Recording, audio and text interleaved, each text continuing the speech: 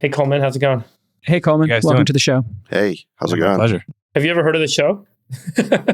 Yeah, I have. I'm actually a fan. My girlfriend introduced me to the show like 2 years ago, and I've been a fan ever since. Great to meet you. Apparently, like many women, she has a legit concerning obsession with sax, but also don't say it! Oh my God! What? God. Her Those and sax Gwyneth fans- Paltrow. We're tilted. Those sax fans are crazy. End the episode. Shout out Letty, shout out my Gwyneth. God! Oh my God! Jesus. It's horrible. Way to go, Coleman. What? You're going to fit right in here. All right, here we go. Let me. Horrendous. This is your cold open, folks. I'm sorry. I need. Let me just psychologically explore this before we get into the real substance of it. Well, why does she like him so much? I don't understand this. By the way, I What think you is guys missed the second half of my statement. I said sax and shema. Oh shit! Okay, great. Okay, Let's get great. to the, All right. let's Wow, get to the now we're meat of the going. issue. Okay. Thank you. Thank God. Okay, here we go. Thank God. 3, 2. Let your winners ride. Rain Man David Sack. And instead, we open source it to the fans, and they've just gone crazy with it. Love you, besties. Queen of Quinoa. All right, everybody, welcome back to the All In podcast. We have a very full docket today. I thought we'd start with something pretty crazy. There was a really weird moment last week. TED threw one of its speakers under the bus, so we decided to have him on to talk about the experience. This is the second time they've done it, at least. They did it to Sarah Silverman for doing comedy at TED, because people at TED are a bunch of virtual signaling lunatics, including some of my friends who go. But Coleman Hughes, if you don't know him, is a writer and podcaster. He has a pretty popular podcast called Conversations with Coleman, and he did a talk, which I encourage everybody to watch at TED, and it's titled A Case for Color Blindness. We all watched it. It's a very powerful talk, and something weird happened. Coleman, welcome to the program, and maybe you could just share with the audience how you wound up speaking at TED, what the content of your talk was, briefly, and then the bizarre reaction when they tried to ban and kill your talk post you giving it. Yeah, so first, really glad to be on, guys. I'm a fan of the pod. So I'll give the short version here. If you want the long version, you can go to the Free Press, where I wrote a big summary of what happened there. Basically, what happened is Chris Anderson invited me to give a TED talk, and I chose the subject of my upcoming book, which is coming out in February, called The End of Race Politics. And the argument is just essentially colorblindness. This is the idea that you want to treat people without regard to race, both in your personal lives and in our public policy. And wherever we have policies that are meant to collect and help the most disadvantaged, we should preferentially use class as a variable rather than race. That's my talk in a nutshell. So I prepared the talk with the TED team. I got their feedback, edited, curated, etc. Got up there in April, gave the talk. 95% of the people in the audience, it was quite well received. Whether or not they agreed with every point, it was well within the bounds of acceptable discourse. There was a very small minority on stage I could see that was physically upset by my talk. On stage? Now, I could see this on stage, in the moment. But I'm talking 5 people in a crowd of almost 2,000. So I expected that because, color blindness is not in vogue today on the left, amongst progressives. It's really the idea non grata. And so I was expecting to field some pushback, and I talked to some critics and so forth. But what happened is what began as just a few people upset began to spiral into a kind of internal staff meltdown at TED. So this group called Black at TED asked to speak with me. I agreed, and then they said, actually, we don't want to talk to you, and they're an employee group at TED. After the conference, Chris emailed me and said, look, I'm getting a lot of blowback here internally. There are people saying we shouldn't release your talk at all. And then over the course of the next month, they came up with a variety of sort of creative solutions about how to release my talk in a way that would appease the woke staffers that really didn't want it to be released at all. And at this point, I had to start kind of sticking up for myself. So first, they wanted to attach a debate to the end of my talk and release it as one video, which I felt would really send the wrong message. It would send the message that this idea can't be heard without the opposing perspective. Did they tell you what was problematic about your talk? To use No, a woke term? Well, Like, what was the problem with the talk? well, there were no factual problems. It passed the fact-checking team. There were no substantive issues with the talk. The problem was that it You had the upset wrong opinion. the staff. It upset the staff. That was the language that was used. It upset certain people in the staff. Got it. And those people are black. Probably most were. I tried to actually have face-to-face conversations with some of these folks. I only got to talk to one woman, so presumably many of them were black, but possibly not all. Okay. What do you perceive was the problem with your talk, or what they perceive the problem with your talk is? So the last day of the TED conference, they have a town hall. People from the audience come and give feedback. The town hall opened with two people denouncing my talk back to back. The first said that it was racist and dangerous and irresponsible. And the second guy, who's actually a guy I knew, he said that I was willing to have us slide back into the days of separate but equal, which was totally the opposite of my talk. And I implore anyone to just go online and watch it, go on YouTube, decide for yourself whether these criticisms bear any resemblance to reality. But that was the idea, that the talk is racist, that, I'm some kind of pro Jim Crow person. Is really, really deranged kind of criticisms. Your talk is up on TED's website and on YouTube, right? But Correct. Part of the controversy was that the number of views seemed to be pretty suppressed. Was that discussed with Chris when you talked with him, or do you have a point of view on the suppression of the promotion of the video, even though they put it out there, and how that's affected, how widespread the video has been made available to folks? Yeah, so in my final call with Chris, he sort of presented this idea about how to release it. And he sold it to me as a way to amplify my talk, which I think was kind of some spin. He was in a tough position, caught between me and his employees. We ultimately decided they would release the talk, and then 2 weeks later, they'd release a debate between myself and this guy, Jamel Bowie, who was a New York Times columnist. So the talk came out on TED's website, the debate came out, and I kind of mentally had forgotten about the whole situation until Tim Urban, who is a popular blogger, who's actually given he spoke at Wall Summit last year. Yeah. Oh, that's great. Yeah. Tim is great. He's also given the most viewed TED Talk of all time on YouTube. Tim noticed that my talk just had a really absurdly low view count, like an implausibly low view count on TED's website. In mid-August, he tweeted this, and that he believed they were intentionally under promoting my talk. So I checked. Yeah. I checked, and all of the 5 talks surrounding mine, they all had between 450,000 views and 800,000 views. That was the full range. Mine had 73,000, right? So 16% of the low end of the range of all the talks released around mine. So when that happened, I felt that TED had kind of reneged on its end of our bargain. And that's when Barry Weiss got wind of it, and I went public. Just to be clear, you're saying that the condition for releasing your TED Talk, the bargain you struck with Chris, was that you would do a debate with someone in a separate video, and that you had to do the debate in order to have your TED Talk released? Yes. Wow. So yeah, that was the end of the negotiation. The beginning of the negotiation was trying to get me to release those things as one video, and I said, hell no. And then next, we're going to release them as separate videos on the same day. I said, hell no, because that dilutes it. And then we agreed on a 2-week separation between the two.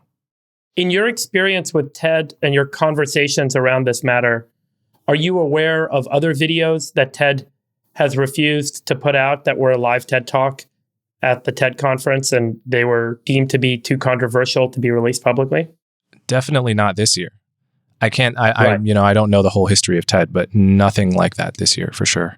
We can go one of two ways with this, Friedberg. Do you want to talk about the substance of the talk, or maybe dig into the culture of TED? I want to talk about the substance of the talk in a minute, but I think it's worth just sharing my experience with you. I started going to TED as an attendee around, I believe, 2007. And I went every year until 2019. I got a lot from the community. I got a lot from the conference every year. It was an incredible week of my life every year. It was a big deal for me. In the early days, I would go there and I saw new perspectives on technology, on the environment, on social change, on all these like topics that were not in my day-to-day that I thought were really exciting and awe-inspiring. And that really was kind of this ethos of TED back in the day before Chris Anderson took it over, was to kind of, inspire people with new ideas.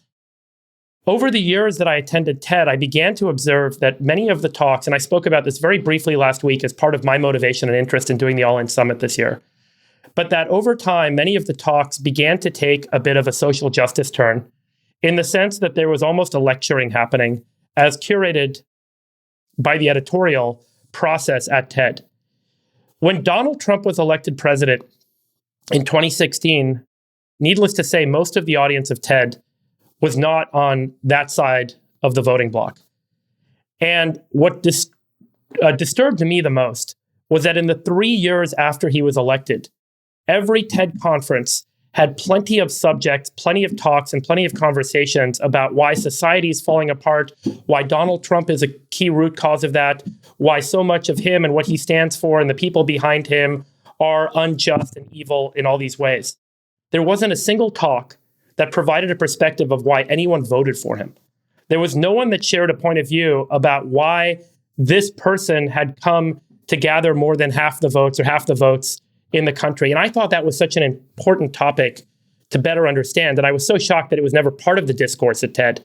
I'm not a Republican, I'm not a conservative, and I'm not against social justice issues. But I saw TED over time get overtaken with this kind of very one-sided, almost bullying type of approach to this is the narrative we want to sell society on, rather than have a true discourse about the matter. I sent a survey response in 2019 after I went to TED, and I said, I'm never coming back again. This year did it for me. I'm over it. And there was such a lack of diversity of points of view at this conference. And so much of this has veered away from inspiring topics and inspiring talks. And it became all about fear of technology. It became about social injustice caused by one side of the political spectrum. And it really angered and upset me that everyone had become so close-minded at TED. And I sent this note, and Chris Anderson reached out to me and said, will you have a conversation? I went on a Zoom call with him, and I spoke with him for an hour, and I shared all of this. And I said, he's missing so much of what's happening that's optimistic about the world, that's optimistic about technology, that's different ways of looking at things. And he's kind of created this very narrow-minded view on the topics that they want to address and how they want to address them. And that was it, and I walked away. So when I saw what happened with your talk, to me, it's almost like the ultimate end game of this process that I've been observing at TED personally for the last 13 years. And I just wanted to, or last 15 years, I guess, share that story with you and speak publicly about it. I very much respect the intention of the people at TED. I respect Chris Anderson deeply. The TED Talks changed my life many times along the way over the decade plus that I went there. I have many great friends from TED. I know plenty of people that have worked there. Everyone has the right intention.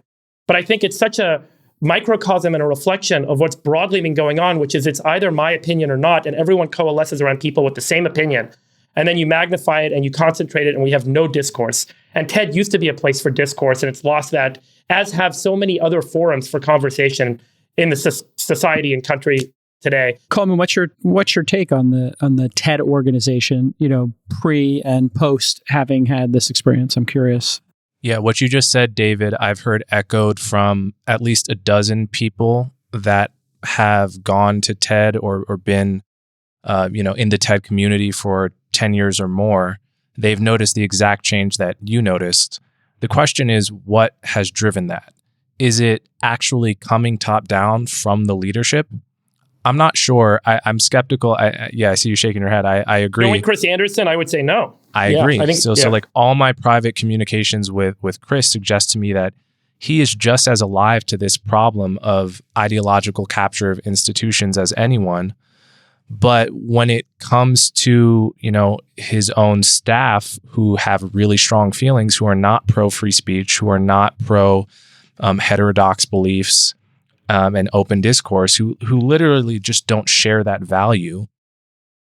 It's a very tricky thing with leadership. Sometimes you have to simply be the bad guy and say, I'm sorry, these are the values of the institution. And if you're not on board, this is not right for you. And my perception is that TED has been captured kind of from the bottom up, like many institutions, just from the seeping in of staff that don't share those values and the inability of the leadership to actually hold the line for those values. Did they tell you that you made them feel unsafe? Yes, actually. Actually, yes. Yes. People said they felt they were attacked in the audience. And my talk was, again, just look it up on YouTube. It's quite mild. Can we actually talk about that? Yeah, let's go into the substance. What? Yeah. What was your take on it, Chamath? Yeah. I'll just make a statement, which is I think that your talk was superb.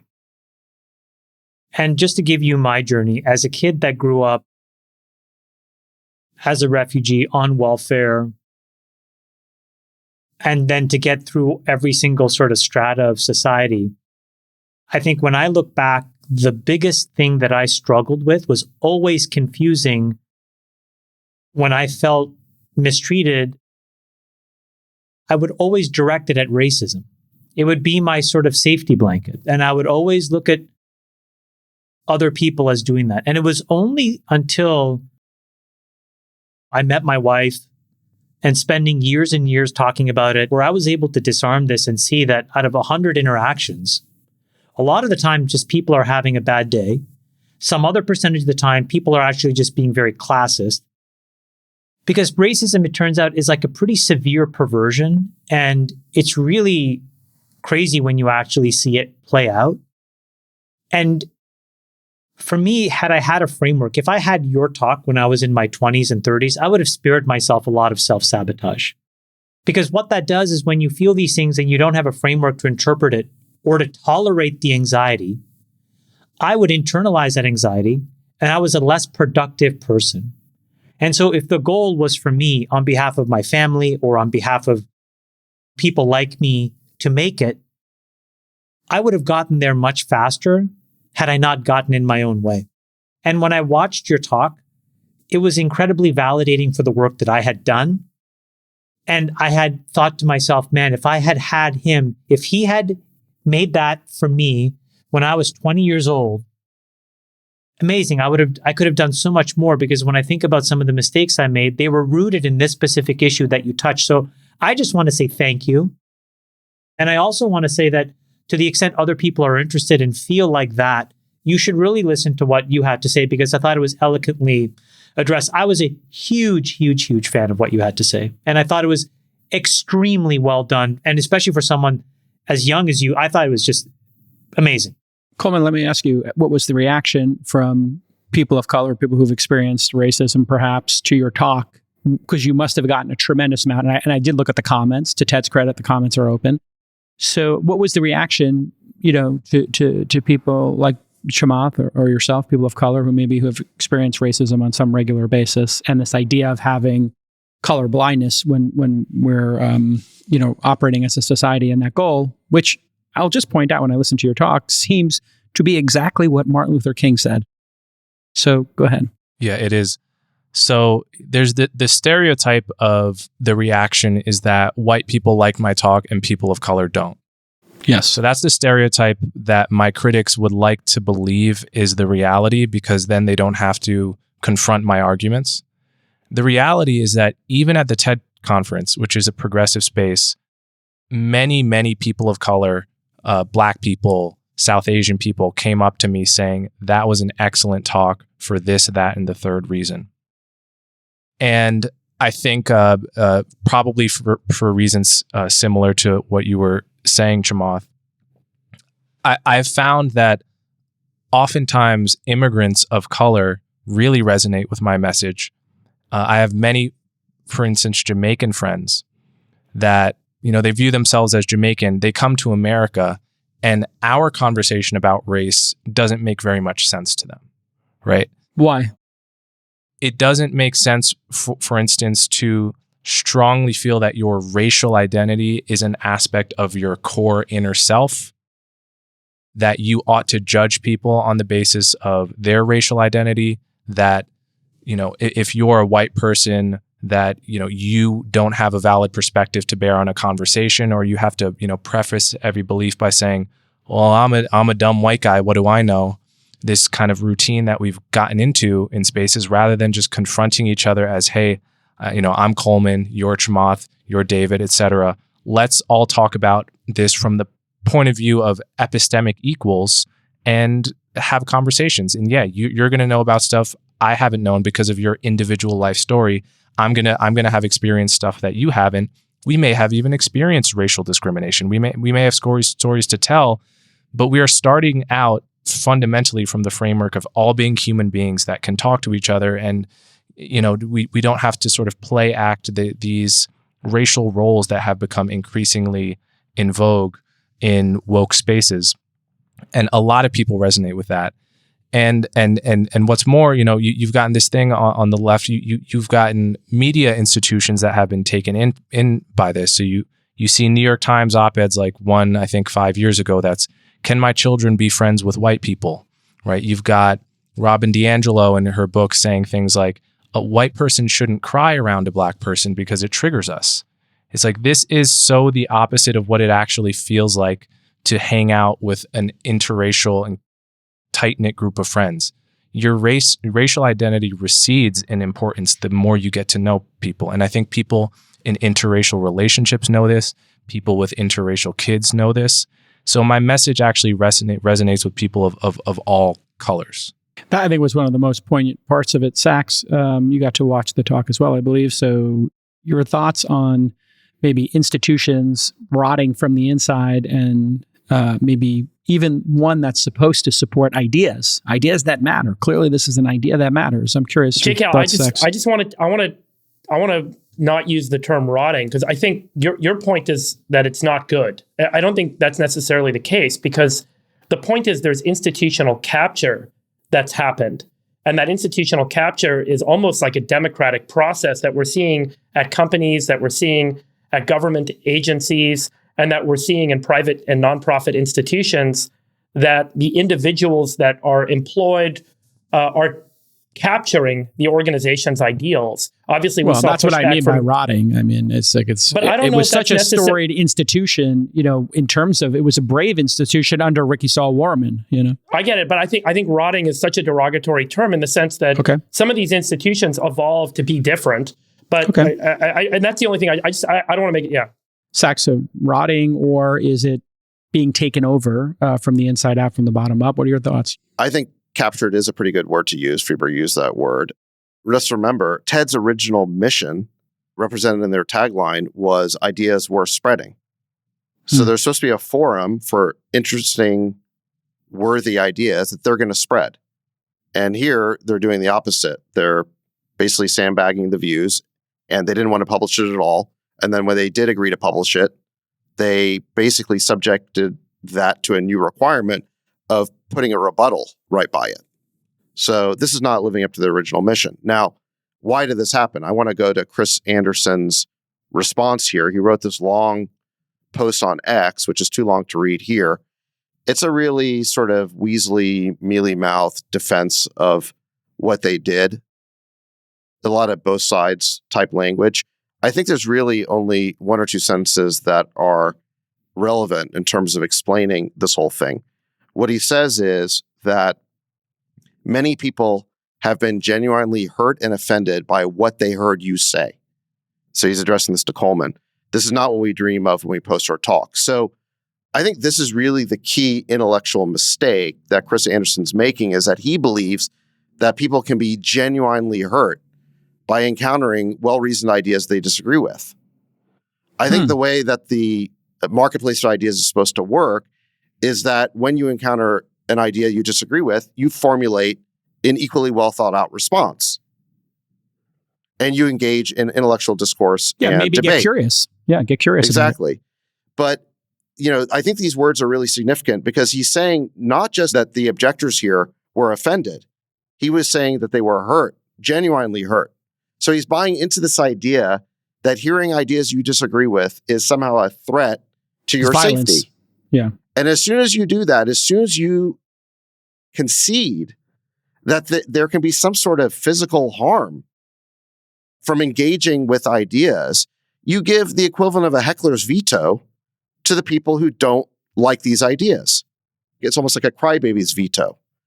So there's no way you can function as a marketplace of ideas, and certainly a platform for ideas worth spreading, if you're going to give a veto to people who can claim that their subjective emotional reaction to well-thought ideas should trump the right of the speaker to put out that idea. Or the broader audience to hear it. Right, exactly. And I think that's where we've ended up. Coleman, can I ask your point of view on institutional capture? Obviously, this is different than the topics you've spoken about. But as you've gone through this experience with TED, and as you think more broadly about what's going on, do you have a point of view on the capture of institutions from the bottom up that's happened and how that's affected some of these topics like free speech, sharing of ideas, open discourse, all these foundations that made kind of a free and open society work effectively for so long? Yeah, well, it's a very difficult problem because it's easy for me from the outside, not being the leader of a major institution, to say, well, this is just what you have to do. Obviously, it's more psychologically difficult to go to your own staff that you have to metaphorically live with every day and really shake things up. And many people aren't willing to do that. Someone like Barry Weiss, who used to be at the New York Times, her point of view on it is, look, you just got to start your own institutions. You have to start your own institutions with the right ethos from day one. And that's what she's tried to do with the free press, rather than try to reform institutions that have a lot of unhealthy inertia. But Chris could have stopped this very easily. I mean, this is a failure of leadership. What he needed to tell these employees is, look, our mission is to be a platform for spreading interesting ideas. And we can't treat this speech differently than any other speech just because you disagree with it. That's all he had to do. And by the way, just because an idea may be offensive does not mean that it should not be spread. I think, have you read Jonathan Haidt's book, Coddling of the American Mind, Coleman? Absolutely, yeah, great book. And I think that speaks, and that was the book I gave away in our gift bag at the All In Summit this year, because I thought it was such like an important and kind of prescient point of view on what's going on right now, that we assume that if something is offensive by some group, could be a large group or a small group, it needs to be suppressed. And obviously, as you extend that concept to its extreme, you end up losing many ideas that challenge, the current kind of main concept that everyone believes. Here's what I don't understand. So, Coleman, just maybe if you can just guess, why, when somebody watches this talk, could they feel genuinely hurt? Like if we had to steelman them, let's step in their shoes. Like, what's the cycle that's going on there that gets them to, oh my God, this is an intolerable point of view? Yeah, I mean, I think there has to be something with, if you're a person that has, staked your life or your career out on the concept of sort of race-based diversity, equity, and inclusion, explicitly taking race into account in policies, and you're someone that's been working in that domain for 30 years, and you see someone like me come up there and just argue against that whole approach, there may be some severe threat mechanism that comes on board where you actually don't have a rational argument that easily debunks what I'm saying, because what I'm saying is very reasonable. And so in the absence of a great rational argument, when the stakes are high, all the, primal animal emotions sort of come out, your whole limbic system, and you feel like you're kind of in a fight or flight situation, and you feel incredibly emotional. That's my only guess. Yeah, they're hurt, and it's scary to think, what if you win the argument? And if you win the argument, it means certain things might go away. And I think the two examples they gave you, Chris Anderson came on stage and said, when conductors are looking for a new violinist, they put them behind a shade, and they do a colorblind selection process. I think Malcolm Gladwell talked about that in Blink. And your response and then they said, well, wouldn't it be better if we could have some representation in that group, so then we would inspire people to get to the group? Your response to that was? Yeah, my response to that was, what you really want to do is, if there are reasons why, say, Black kids aren't getting access to violins at a young age because schools are underfunded or band programs are horrible in inner cities, that's where you want to intervene.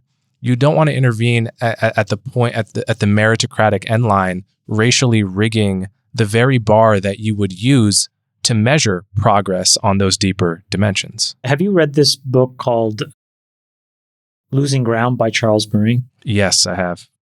I mean, it's a very provocative book. I have always thought, and maybe I'll just leave this with you because if you were willing to do it, I, for one, would love to support you in any way that I could to do it. But we don't have a full accounting of what really happened starting in the late 1960s with LBJ's War on Poverty.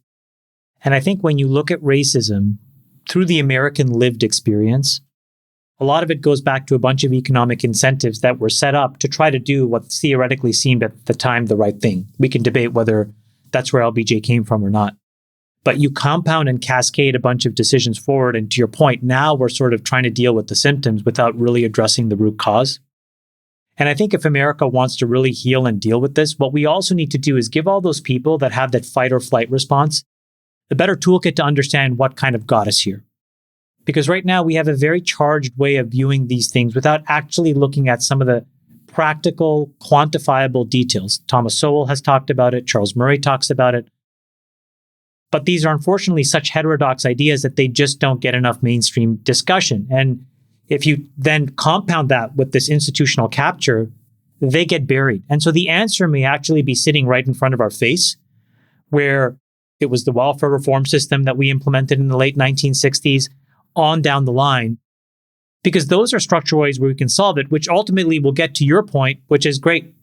Fund more music in the schools in that example. And right now we're so caught up in all of the labels and the fear mongering that we never get to that. And so I just wanted to put that out there that I think that there needs to be smart, brilliant people like yourself, young people who can do a full accounting of like the last 50 or 60 years in a much more structural way that these gentlemen tried to do. But the ideas were just too heterodox at the time. But because of formats like podcasts and like the free press and other things, I think there's a chance that you can actually get these ideas out. And I think it's important because I think folks like me or the people that approached you, there's not enough of us that came from this background that are open-minded or at a point where we can tolerate the anxiety to listen to your ideas. There's a lot of people that may just viscerally react. But the more that we can shift those people away from viscerally reacting to actually tolerating and then thinking and then evolving their point of view, you can do some enormous good in the world. I just wanted to put that out there. Yeah. Yeah, no, I mean, that's a huge topic and an understudied topic. What was the effect of the welfare reforms of the 60s and 70s? I know my mother used to say, she grew up in the South Bronx. I'm half Hispanic, half Black American. And she used to say, she used to just have stories of, when the welfare auditors would come around and people would hide their boyfriends, hide their husbands, etc. Hide their husbands, exactly. And in the book Black Power by Stokely Carmichael, aka Kwame Ture, which is the manifesto of the Black Power movement, hardly a right-wing source, they made the same point about welfare reform. So there definitely is something to be investigated there. It's not really my point of expertise. I know Glenn Lowry is someone who has really, dug into that sort of research, but there's definitely a lot of room for study there. Coleman, let me ask you a question about our industry. We've had a lot of hand-wringing and debates about diversity in funding of startups, capital allocators, venture capital firms, and we have limited partners who have a mission to have more diverse general partners, the people at venture firms who invest in startups, invest in more female-led startups, et cetera, because the numbers, frankly, have not been very diverse historically in venture, far from it. And we recently had a Black female venture firm, I think it's called Fearless Founders, get sued. I'm not sure if you're aware of that lawsuit. It's by the same person who sued Harvard. Should there be venture firms specifically designed to change the ratio? Is the language people use? And should, people with large endowments of capital be backing, Black venture capitalists to see more of them, or female Black venture capitalists, Hispanic, et cetera? Or how would you look at that issue, which has been a pretty sticky issue and hasn't changed for a long time? So prescriptively, I don't want to say much because I don't like to tell people how to run their funds or run their businesses, right? If you're a Christian and you want to hire only Christian people, if you're a Muslim, you want to hire only Muslims, I think you should frankly be allowed to do that if those are your personal values. Now, personally, I will tell you, with respect to the people that I would hire to, say, work on my podcast, I want every single hire to know that I am not hiring them as a result of their skin color or gender or any other contingent feature of their identity. I want them to know that I'm hiring them for what they really bring to the table. Now, I have a very small team. Maybe there's something about how certain optics are required for a larger firm. But I think the problems begin when you sort of bless this idea that race is a super deep feature of who you are right from the start. When you bless that idea right from the start, it sends the signal that what people bring to the table is their racial identity, is their gender. Now, when you fast forward 2 years down the line, when a company is having some meltdown over a race or a gender issue, you have to understand that it's possible you made this bed by signaling from the very beginning that what's important about the people you're bringing in is their race, is their gender, and that you are vulnerable to the kinds of appeals that can be made purely on the basis of what are ultimately superficial features of our identity. Yeah, that's well said. What would your advice be to institutional leaders that are past that point of no return? The CEOs of big companies and big institutions that are now captive by these ideologies, where they are effectively, as you say, ultra sensitive to issues around race and gender and other sort of, superficial identities, and are challenged often to make decisions or driven to make decisions that their employees and teams demand of them. Do you have advice on how they can rethink their roles as leaders and how to reframe this? I mean, in a word, no, because it's by that point, it's an intractable problem. I've talked to CEOs that ask this question to me over and over again. Like, what do I do once I'm past the point where I have so many staff and it's the system is so sprawling that it's no longer under my control. I have so many people with values that I don't share, that I frankly think privately are insane, but I cannot say so publicly because I have higher order commitments to the shareholders, to the board, to steer this ship, right? Such as it is. And the ship cannot be changed at this point. I don't have good advice. I'm not going to pretend that I do. Do you think that same problem is inherent in political parties in the United States, states, state governments, and other larger kind of social systems that we use to organize ourselves and are now also captive and in kind of a point of no return? I think definitely in the Democratic Party, there has been a problem with mistaking the Twitter commentariat and the journalistic elite for real life. The truth is, the vast majority of even Democrat voters find my arguments around colorblindness totally uncontroversial, whether they may have some agreements or not. But if you ask the elite, there's a meltdown, right? There's this huge discrepancy. And it can never be hammered enough the extent to which people in politics are operating in a bubble and mistaking the elite and the Twitter sphere for the wider population. I mean, this feels to me like why Donald Trump got elected, but that's another topic. This has been amazing. Everybody take a moment, search for Coleman Hughes, subscribe to his YouTube channel, type Coleman Hughes TED. Coleman, you do a podcast? Yeah, I do a podcast, Conversations with Coleman. Yeah. Actually, David Sachs has been on the podcast about a year ago. How did he do? He did absolutely fantastic. Did he make you feel unsafe?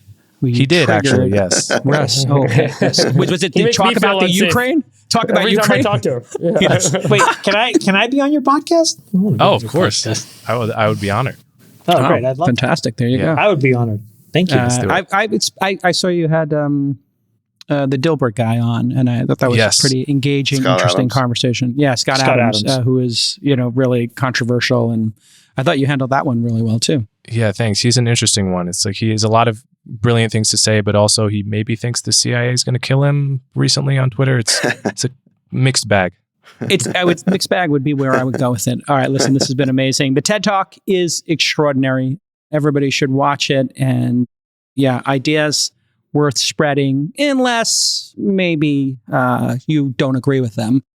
Go to the TED channel and watch it. Stop. Sorry. I mean, I don't want to give TED too much of a hard time. But they tried to get me to pay $50,000 a year, $25,000 a year for like a 5-year package to go to the event. And I was like, yeah, how much is TED? How much is TED? The regular tickets used to be 7,500, and then they used to be 7,500. Then I think they went up to 10K, and then you can do like donor tickets, and you get different features and so on. Basically, they're sold out. But remember, it is set up as a nonprofit, and there is philanthropic work that's done, and so the organization is, again, it's not a profiteering media company. It became a big media company because of the success of the efforts and the quality of the content that was produced over time. But as we talked about, a lot of media companies and a lot of institutions get captured, and the original kind of mission. To paraphrase Bruce Willis in Pulp Fiction, Ted's dead, baby. Ted's dead. Ted's dead. I mean, a great scene when you get on the back of a motorcycle. Ted's dead, baby.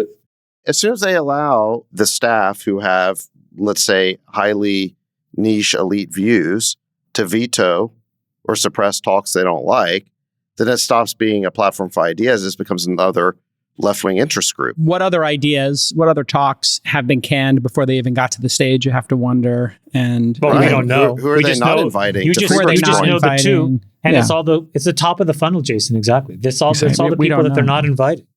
What about the person that's pro-coal? I wonder if the pro-coal person is allowed to present at TED.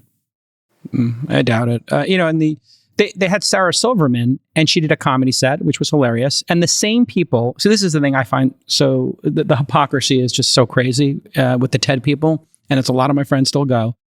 Is they had Sarah Silverman come. These people have laughed at Sarah Silverman a million times. They've watched Dave Chappelle. They've seen any number of comics, make them laugh with edgy humor. But then when they're in that, TED audience and they're feeling super precious and that they're very important because they donate $50,000 a year or whatever Friedberg gave them, I don't know, to get in there from the side door, then they were super offended. So, they're hypocrites. And I don't know how to say it any more clearly. They literally, you could pull up Chris Anderson apologizing, not just again, I really apologizing for a comedian. Yeah. I mean, I hope that this is a learning experience for everyone. I hope that this is a turning point for leadership in institutions like this to take a look at what happened, how it happened, and then hopefully to write the course. Because organizations like TED, I thought, were very important and should be in the world and should be successful. And I hope that they kind of return to the original values. And I hope that this is a moment that there's a learning experience and that we don't just shit on them and say, they're awful, they're failed, it's over. Hopefully something comes of this. I do think there is one other potential remedy here, which besides just starting a new TED and kind of the Barry Weiss point of view, which is just write it off and start over. Remember what Brian Armstrong did at Coinbase? He basically just said, listen, we have a mission here. It's around crypto. We're going to focus 100% on this mission.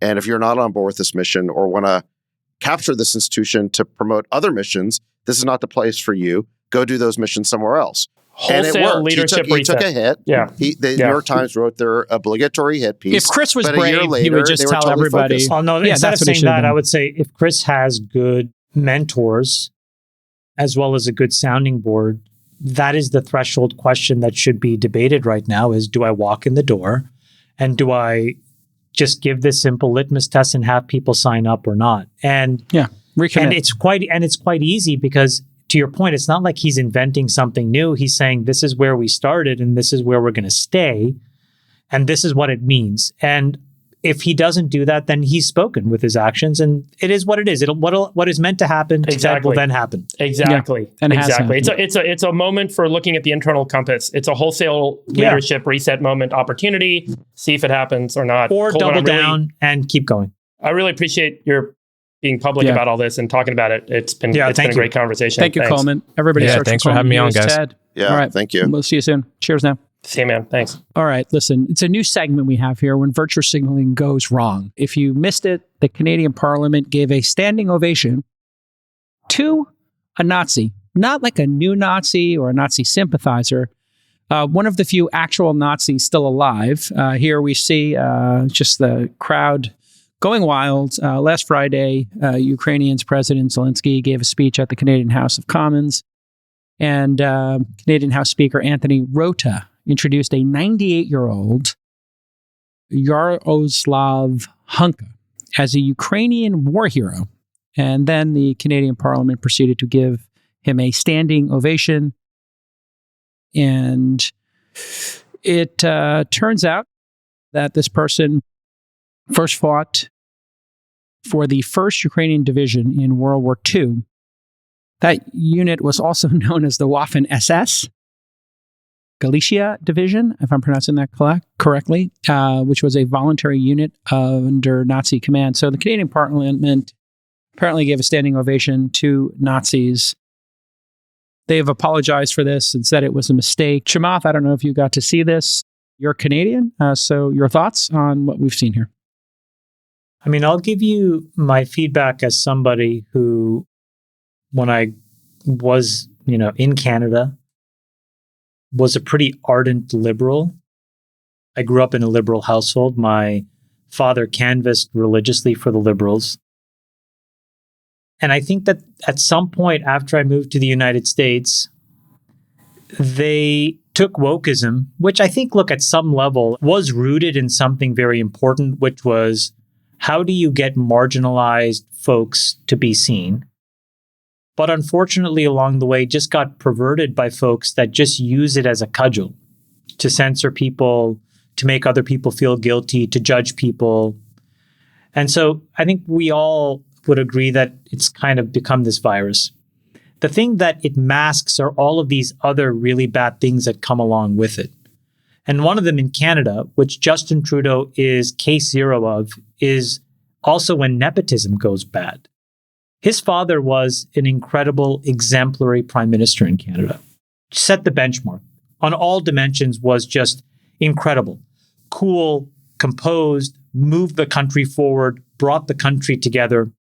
And then fast forward 25 or 30 years in a vacuum of leadership, what basically happened, we picked this guy who was up until that point a substitute teacher, and the other claim to fame was appearing twice in brownface. Okay, so making fun of people like me, and elected him prime minister. And what happened was he became the sort of like virtue signaler in chief of this very important G8 country. And it was all kind of bumbling along. And in the absence of anybody else that was able to step up and offer an alternative, he got reelected, barely, but he did. Then these things happened in the last year. And when you look through that prism is how you can see what happens if a country doesn't draw a line and finally take a stand. So we had this guy who was ill-qualified and way over his head, who shouldn't have been in this role as prime minister, get put in that position. When finally a group of people in Canada pushed back, in this case, the truckers, he and the entire government explicitly labeled them as Nazis, right? And said, these people need to be put down and completely dismantled. It didn't seem like it was right. We called that out. We all talked about it. And we said, this doesn't smell right on the surface. These are really, seems like good, earnest people that are just trying to make a point and are not being heard. Then you had this thing 3 weeks ago, two or 3 weeks ago, where he actually had a speech in front of the entire parliament where he accused the largest democracy in the world, India in this case, of coming into Canadian soil and assassinating a Canadian citizen, which is an enormous allegation to levy. And what was important to know about that allegation was that it was done without the explicit vocal support of either Britain or the United States, which would be the two most natural allies that Canada would present that information to. And instead of doing it behind a closed door to Modi, he did it on live stage like it was like some theatrical performance. Then India follows up and says, this guy's kind of known to be a little bit of a drug addict and was on a 2-day bender, and the Indian drug dog smelled a bunch of cocaine on the plane. Then they have this thing for Vladimir Zelensky where everybody was there to sort of like virtue signal this war, and then they actually invited a Nazi and then gave him a standing ovation. So when you put it all together, I think what it shows is just a lack of professionalism, which also belies just a lack of experience and capability. And so I think what it shows is just like, isn't this enough? Like, have we not seen enough of these examples where you can actually start to ask yourself, why can't we just get really good, competent people to do these jobs? Why can't we actually embrace free speech and all of what it means and explore that? Why can't we have people that don't need to theatrically perform on stage, because eventually you're going to make these mistakes and you're going to embarrass your entire country. And then you're going to imperil relations with some really important allies.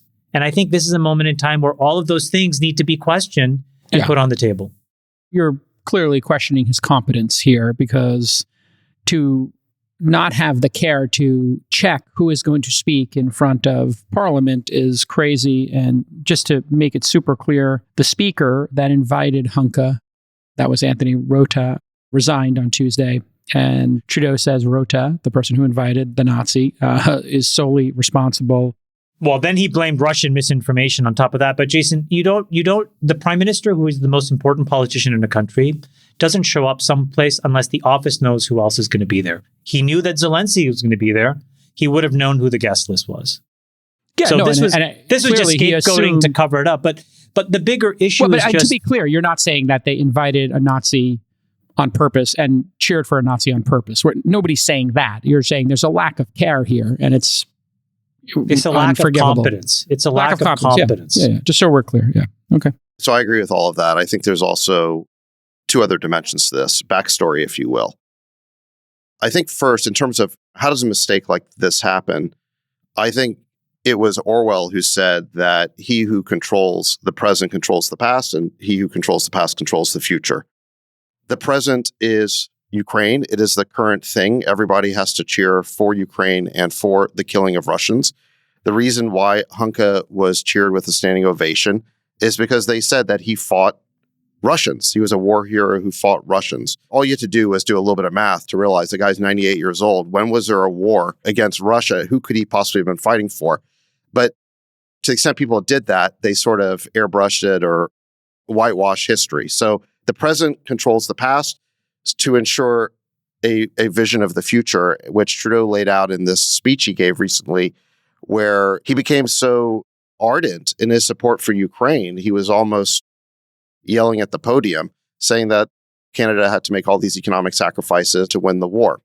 So that's point number one. Is I think that the woke mind virus almost requires this whitewashing of the past, but it's done for a specific purpose, which is to control the future. Well, they're not whitewashing the past if it was a mistake. That intellectually doesn't make sense. No, what they did is, what they're saying if I'm understanding you correctly, yeah. The present is that we hate Russia so much that we're going to cheer for anybody who killed Russians. Okay, I understand your point. But you're agreeing that they did not knowingly put a Nazi on there, so it was a mistake. Got it. I don't think they knowingly did it. It was a huge debacle and embarrassing spectacle. But I think that nobody asked any questions about the past because the present overrides it. Okay, sure. The present need to support the current thing overrides like any sort of examination of what has happened historically. Yeah. There's one other way in which I think this wasn't an accident, Jason, is that if you look at U.S. policy towards Ukraine, we have made common cause with a number of these far-right ultranationalist groups, frankly, neo-Nazi groups.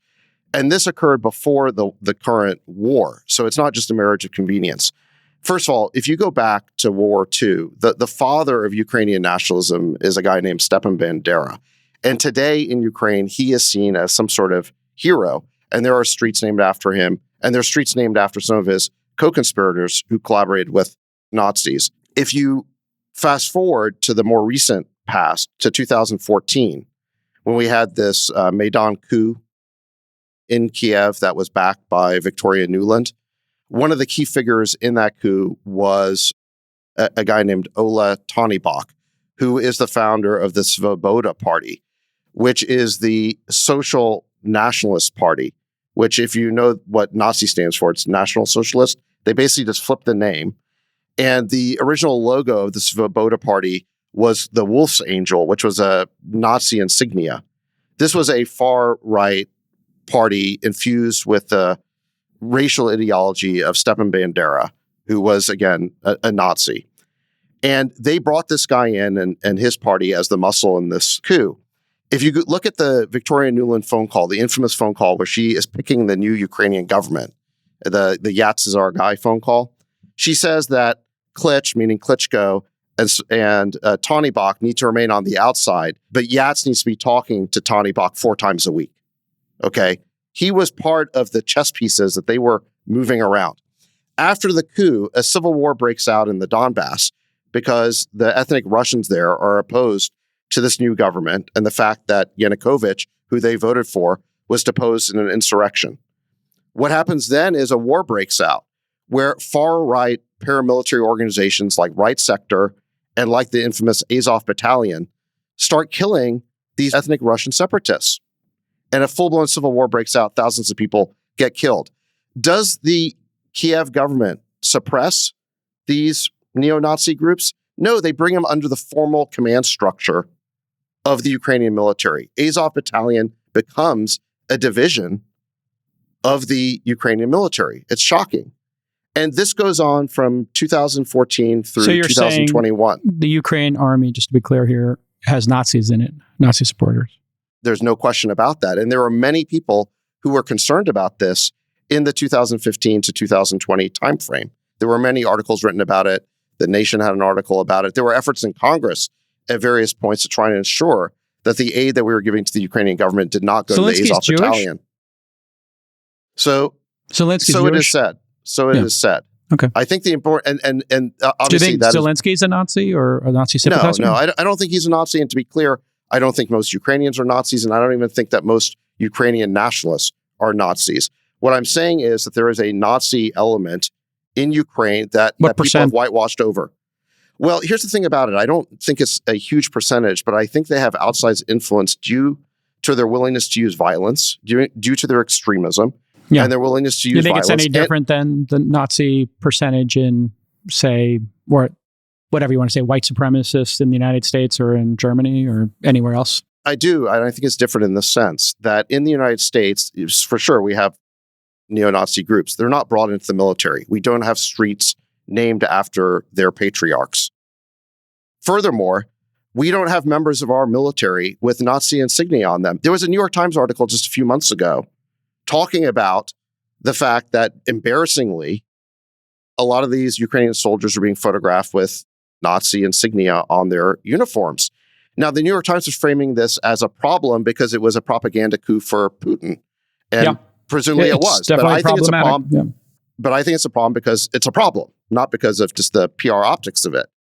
And, at various points, I think this is in the New York Times article as well, Western media has had to airbrush these photos to hide this fact. Now, the New York Times has airbrushed photos of Nazi uniforms? I don't think New York Times has, but I don't think New York Times has, but I think they talk about this thorny problem of not wanting to show these photos.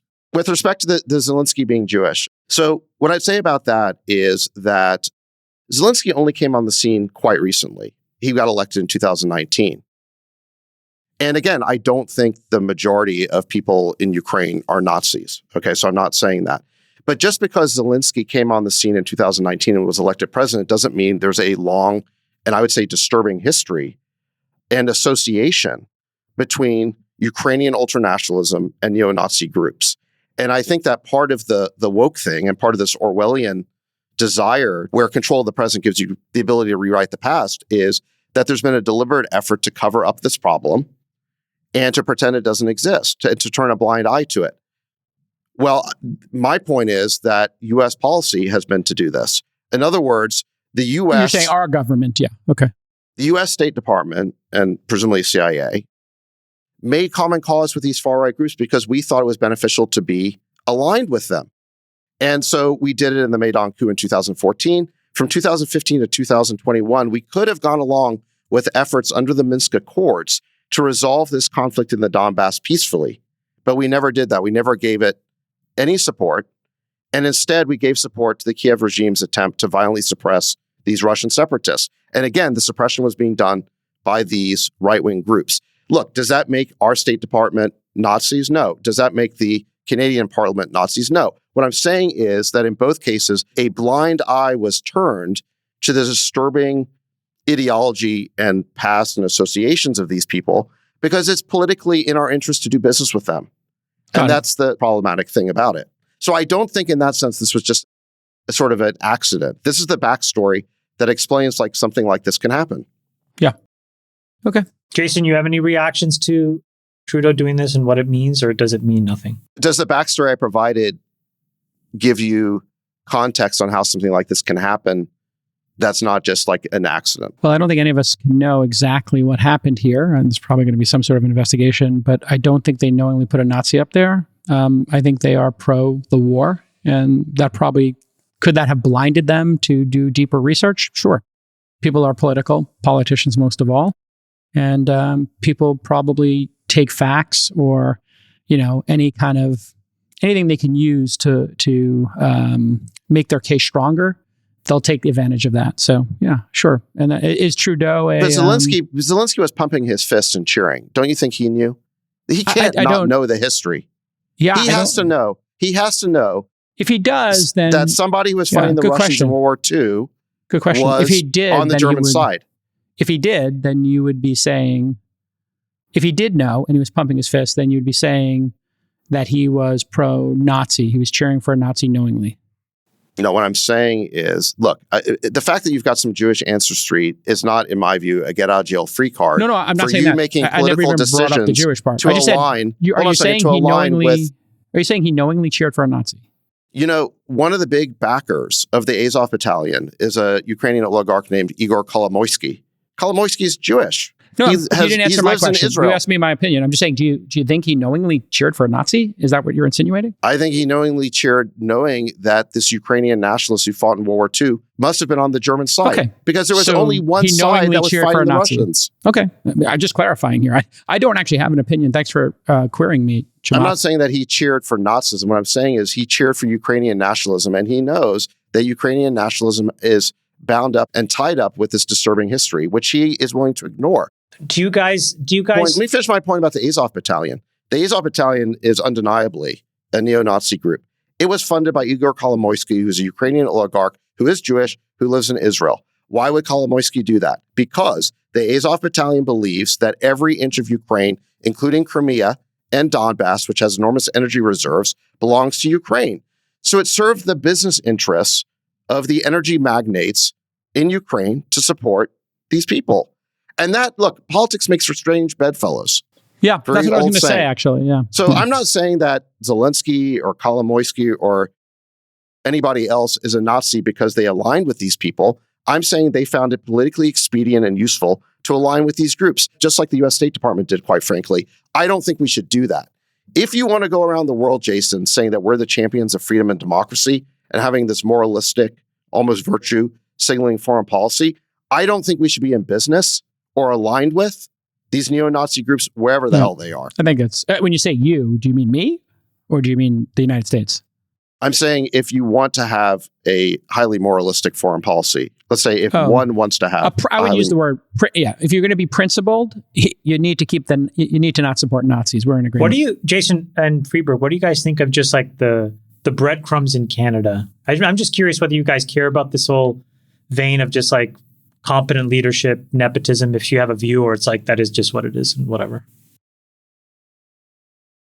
I don't know enough about Canadian politics, really, but Trudeau does not seem to be super qualified. Yeah. But I don't know enough about it. So just in terms of the Canadian part of this, there's a writer named Jeet here who's a left-wing writer, but he posted something very interesting here, where he explained that in the late 1940s and 1950s, Canada took in a large number of former Nazis, many of whom were SS veterans, so people like Hunka, because they were good anti-communists.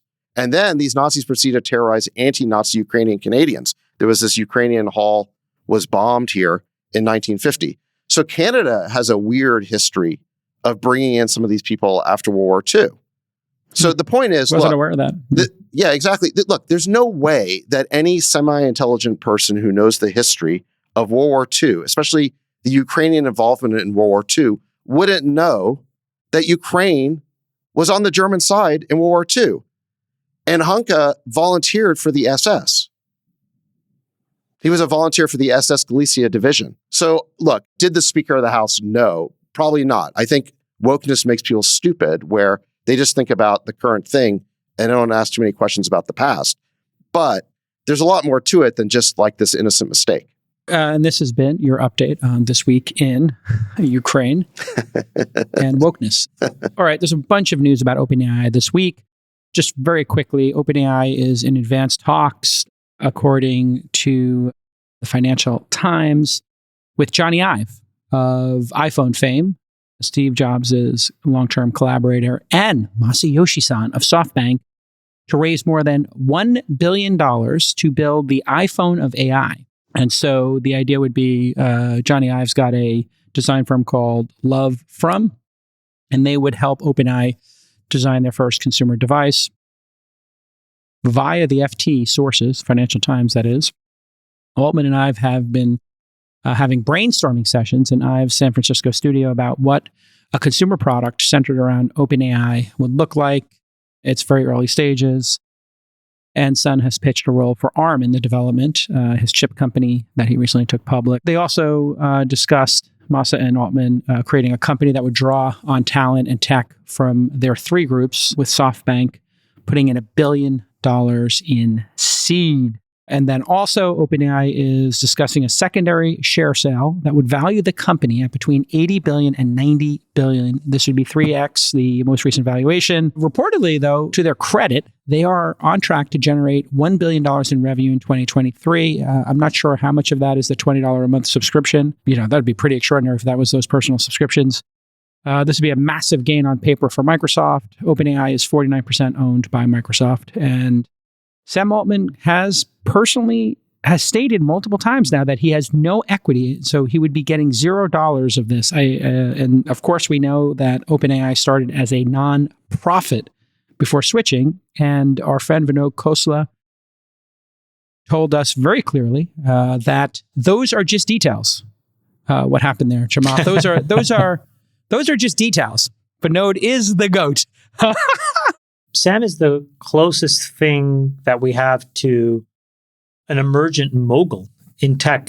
And the reason is because if everything sits on this substrate, you're going to need to get a license. You're going to want to get access to whatever developer program, whatever beta that OpenAI has. And so as a result, that's already happened, by the way. Well, I was just going to say, so he'll be in the catbird seat. So even if he doesn't have any equity in OpenAI, he'll just put his money into the best startups that it's like Y Combinator on steroids. By the way, I have a take on that whole claim that Sam doesn't own any part of OpenAI. All right, let's hear it. Well, go ahead, Columbo. Explain to us the details. It's one more thing there, ma'am. Well, you said you don't own any shares in OpenAI, but you started OpenAI. Right. Well, then who does? Yeah, that's the thing. What I think is really interesting about what OpenAI has done in its fundraising rounds is that each round has been a capped return model. So, explain for example, what that is to the audience. 100x, right? Every round. round. I think some of the very early people got capped at 100x. I think maybe the $30 billion round was capped at 10x. So I think the $30 billion round is capped at a $300 million valuation, meaning if you're an investor, your shares go up in value till the company hits a market cap at $300 billion, and then basically you're effectively cashed out. It's like you bought a share, but sold a call back to the company at the $300 billion valuation. The movie industry works this way, right? You invest in a film, they tell you can make 3 acts and then it's over, right? Something like that. I've seen that in the independent film business. Yeah. Yeah. So in any event, I think people who invested like the $2 billion valuation were capped at like $100 billion. I heard that employees who were getting stock options are capped at $100 billion, or they were way back when they started granting these things. Okay. So my point is that if OpenAI turns into one of these companies like a Google, ends up in the $1 trillion club, then nobody's going to own anything because they will have already long ago. Well, they'll keep selling new interest. Like the new interest will end up being like 8%. No, because what will happen at the end is the new people that buy in at that higher price, that buy out the early investors, they're getting effectively things like 8% return. It turns into debt eventually. It turns into some. I think what's really going on here is somebody has to own the residual value of the company. Call it the far out of the money call That's how option. they get around the IRS problem of it being non-equity. That's how they say that it's not equity in a private corporation. Yeah, but I think what's so brilliant about it is, okay, so look, Sam set up this foundation. It's a nonprofit, but he controls that effectively, right? Yep. So yes, he technically is not an owner of the shares. The foundation is. But what can't you do with the foundation that you could do with personal ownership other than maybe buying a personal residence? I mean, you can buy a plane, I think. Look at the Church of Scientology. They own a lot of real estate. So my point is, not only do I think that Sam really owns OpenAI through the fig leaf of this foundation, I think he owns 100% of it in the event that the call option is struck. meaning it ends up being $1 trillion company. Are you saying 'Cause everyone Sam else is is going to be Are you cashed saying out. Sam is L. Ron Hubbard in this example? Let's not speculate too much. Why? Oh, it's just details, right? As Vinod said, It's just those are details. just details.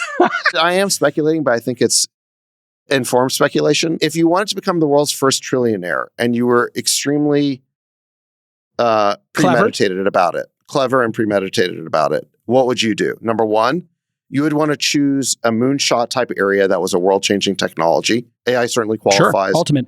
So does cold fusion. Maybe crypto does. As I understand it, Sam has bets in all three of those areas. Number two, you would want to figure out a way to own as much of it as you could, really 100% if you could. And that's a very hard thing to do when you're running a capital-intensive startup. But investors tend to underestimate the power law and the value of the far out of the money call option. So maybe you can get them to sell that back to you really cheaply. And third, if you're really farsighted, you would want to insulate yourself against populist anger from being the world's first trillionaire. Ooh. So you would basically put your shares in a nonprofit foundation where you're not really sacrificing that much of control or the ability to control the asset, but it gives you tremendous I love this defense. conspiracy theory. Where did you come up with this? Is this like, this is genius? This is genius. Did just you and Peter Thiel talk about this over chess or something? How did you construct this?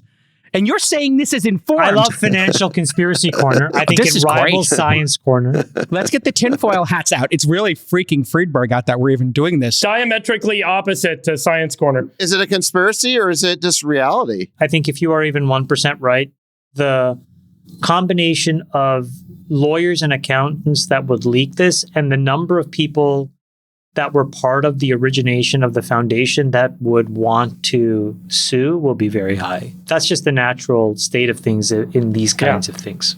There seems like a lot easier way. But what have I said other than the fact that it was sort of premeditated, which that's not the right word. That premeditated sounds too nefarious. No. I'm just Just- saying It was well thought out. Well thought I'm out. just saying whenever money is made at this quantum and at that scale, everybody wants a piece because they know that that's their one shot. So I just think that it'll amplify the pressure for actors inside of those organizations to take their shot. And that's just going to be financially the right thing to do for a lot of people if what you're saying is true. We know the investments have been made under a cap return model. I think that's fact. That's fact, yes. We know the nonprofit foundation owns the shares. That's fact. And then just to put the 800-pound gorilla on the table, like, what's Elon thinking? Because he was the one that really got this thing off the ground because that critical investment made the whole thing come to life. He could have done this on his own. Yeah, how much does he own? Zero. Fascinating. Zero. I mean, but after a lawsuit, how much does he own? I don't know. I'm just speculating. So can we talk about the technology? Yes, I'll tee it up point? for you. Here we go. So OpenAI released some new ChatGPT features. The key point here is they're doing what's called multimodal. Multimodal is the big innovation. What does that mean? That means the input could be voice, the input could be code, the input could be data. It could be a picture. Here's a picture. If you're watching along on the YouTube channel, do a search for All In Podcast on YouTube, hit subscribe, hit the bell. And it's a classic picture of one of those no parking signs where there's 4 different ones. You take a picture of that. That's the input. And you say, it's Wednesday at 4 p.m. Can I park in the spot right now? Tell me in one line. It comes back and says, yes, you can park for up to 1 hour starting at 4 p.m. What this means is the output or the input could be in any of those modalities. Modalities, fancy word for an image, a video, etc. So you're going to be able to say, hey, give me the poster for the All-In conference of Bestie Runner. And I want it to be these things. And here are the pictures of the boys, and then make it and go back and forth and back and forth. And this is really groundbreaking. At the same time, last week, Google Bard, and Sandeep Madra and I played with this on This Week in Startups. You now have Google Flights, Google Docs, Gmail, and a number of the other core Google services are now in Bard. So that's not multimodal exactly, but you could do things like ask Google Flights, hey, what is the best nonstop, between New York City and Dubai, or from an East Coast destination that has lay down flat seats, et cetera. And it really does, it's starting to work. So this idea that Google is going to be displaced or they're moving slow, that might be antiquated information. So those are the two big monumental announcements just in the last 10 days. Freeberg, when you look at these two, which one is the more important announcement? And what do you think about the pace? Because we're about to hit the 1 year anniversary of ChatGPT 3.5. I've been using a lot of different tools the last couple of months, and I'm kind of getting to the point that I feel that much of what's happening is underhyped rather than overhyped. There's some really incredible potential emerging. I'll give a couple of examples, and then I'll talk about the mobile phone. First is Andrei Karpathy, as you guys see in the tweet that I just posted in the chat, made a point today that LLMs are emerging not just as a chatbot, but as a kernel process, meaning a new type of operating system that can do input and output across different modalities, can interpret code, can access the internet and information, and then can render things in a visual way or in an audio way that the user wants to consume it. So as a result, LLMs become the core driver to a new type of computing interface. There was a paper published, and I'll share the link to this paper here as well, and we can put it in the notes. It's not worth pulling up on the screen, that showed that using LLMs in autonomous driving can actually significantly improve the performance of the neural nets that the autonomous cars are trained on. So the autonomous car is typically trained on a bunch of sensor data that comes in, and then that sensor data determines what sort of action to take with the car. And what this team showed is that if you actually put in a communication layer that thinks and talks like a human in between the sensor data and the action data, it can do really wide-ranging interpretations of the data that otherwise would not be apparent from the data set it was trained on.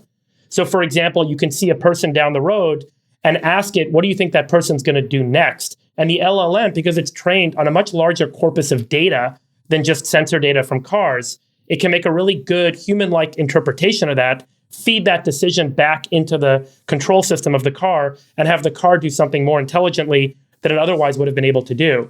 So these LLMs are becoming a lot more like a software operating system.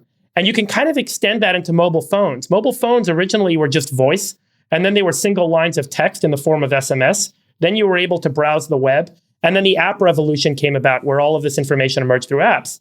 What LLMs now allow, perhaps, is that the entire operating system of the phone can run and render any sort of application or any sort of service or product you might want to use on the fly in stream. So the input to the phone can be voice, it can be visual, it can be video, and the output can be rendered by perhaps a bunch of what might otherwise be called apps, but call it third-party developers that build in stream into that chat that's no longer looks like a chat interface like we see on ChatGPT, but can be rendered visually, can be rendered with audio, can be rendered in a bunch of different ways.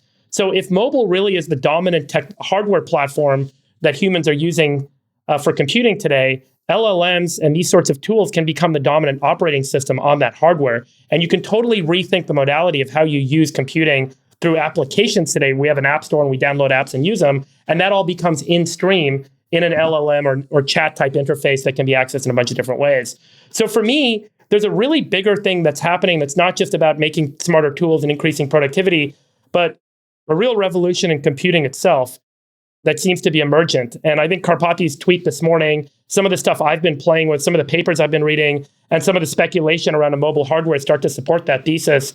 And I think it's going to be really significant. It's a wholesale rewriting of computing interfaces, human-computer interaction that's going to rethink everything. And it seems to be pretty substantial. And just using a bunch of tools myself, I'm blown away every single time with what you can do.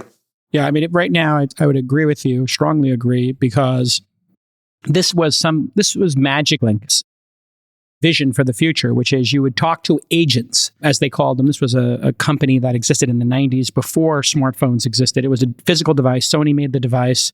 And the operating system, the concept was you would say, I'm looking for a flight to go to this place. The agent would go out, it would do a bunch of work, and then come back to you with the options. So not just a Google search coming back with 10 blue links, but actually just solving your problem.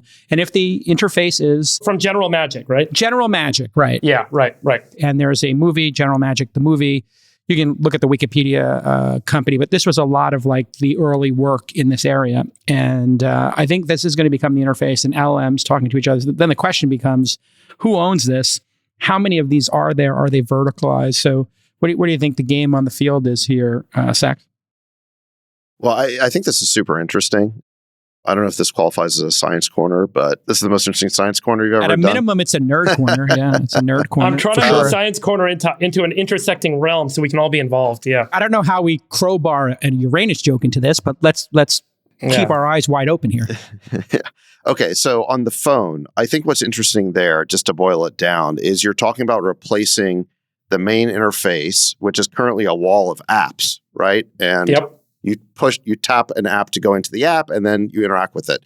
You're talking about replacing all of that with basically voice.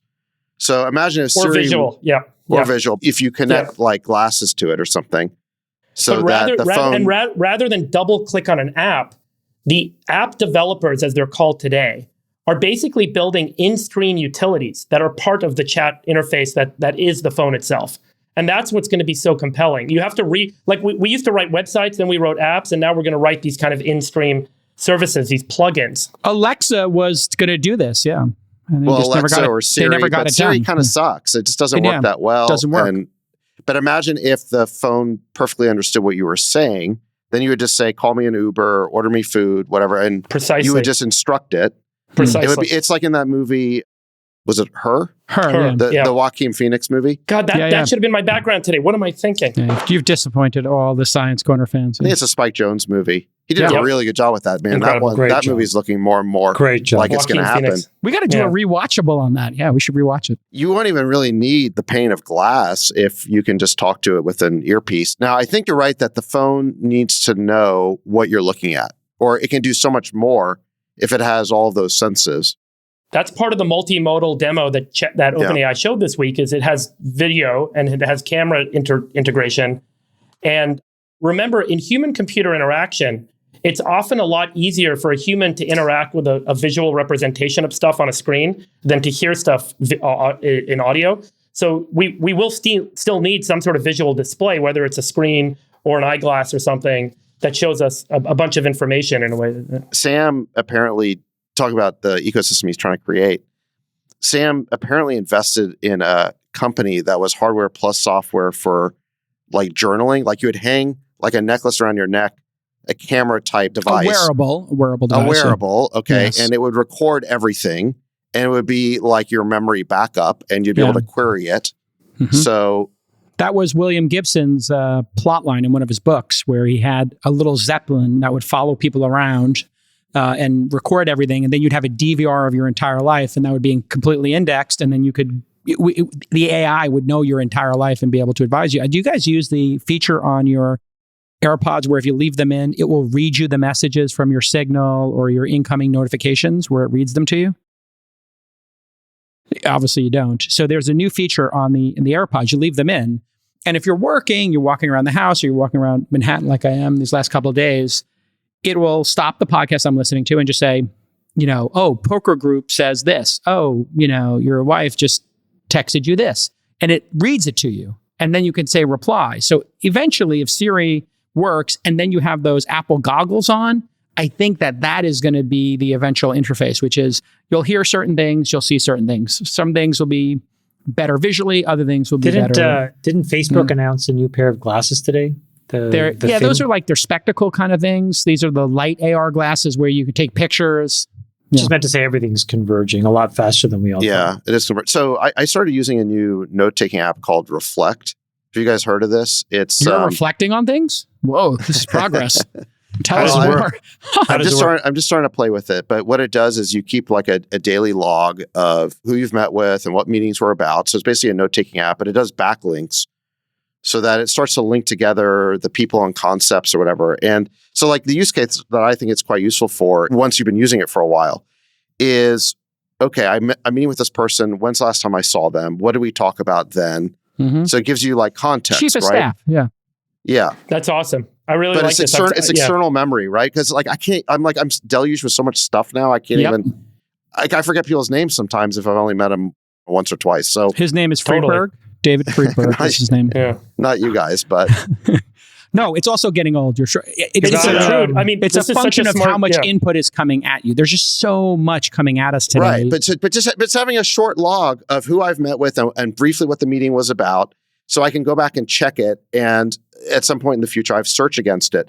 But the only problem with it is I do have to like take the time to enter all this stuff, and it's kind of a pain. It'll If it could just authenticate be with done for me Slack. automatically, It like will. a true external hard drive to my brain, then that would be very It'll powerful. authenticate with Slack and Gmail and do that automatically, and then it'll be otherworldly. It already connects with Google. I don't want my Slack in my Reflect. What I want is my meetings, which they do. They integrate with Google Calendar.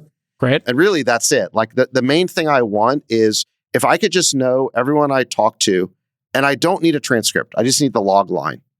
Just so I can remember. 'Cause I just need the prompt. 6 months from now, I just need a prompt that I met with this person, and here was the topic. That's it. Sax, have you gone to have you Bill Clintonized your greetings now? It's great to see you. It's great to see you. That's the great thing. Like, it's great to see you, so that you preserve optionality for the people you have. I do the same thing. It's so good. Yeah. It's great to see you. We've never met, but it's great to see you. Great to see you. I always say great to see you. Great to such see you. a I'm going to banger. adopt that. It's such a banger. Great to see you. When I met Clinton, I was at a Hillary Clinton fundraiser when she was a senator here in New York. And they sent you up an elevator to this fundraiser. And you get off the elevator, and Bill Clinton is standing there. And he walks up to me like 3 steps. Oh, J. Cal, it's great to see you. And he grabs your elbow. He shakes your hand. I am so happy for what you did to help Hillary win. And, Jason, we're so appreciative. And then, you walk into the room. And I'm like, oh, my God, Bill Clinton knows my name. Totally. Then I look behind me and I see the next person. I see a woman come out with a clipboard, whisper in his ear, the next person's name coming out of the elevator. He's waiting. That person disappears. Oh, David Sachs, it's so great to meet you. I really appreciate everything you've done for Hillary. That role of whispering the name of a person in the politician's ear goes all the way back to Roman times. It was called the nomenclatura. The nomenclatura. Nomen is the Latin word for name. Sure. It's How often? I call it the name fluffer. Hey, Sachs, let me ask you a question. How often do you think about the Roman Empire? Just broadly speaking. Was that a gratuitous reference? I thought that was. I thought so, yeah. It's pretty great. It's pretty great. I'm just glad that the rest of the world is catching up to our obsession with Gladiator. Or listen, this has been an amazing episode for the dictator himself, Chamath Palihapitiya, and Rain Man, definitely Burn Baby, David Sachs, and the Sultan of Science, the Queen of Quinoa, the Prince of Panic Attacks, and the heir to the TED throne, the creator of the world's greatest conference, David Freeberg. I am the world's greatest moderator. We'll see you next time on Love you, boys. All In. Bye-bye. Bye-bye. Love you, Ted's besties. dead. Ted's dead. Ted's dead, baby. Ted's dead, baby. We'll let your winners ride. Rain Man David Sachs. And instead, we open source it to the fans, and they've just gone crazy with it. Love you, Bestie. Queen of Quinoa.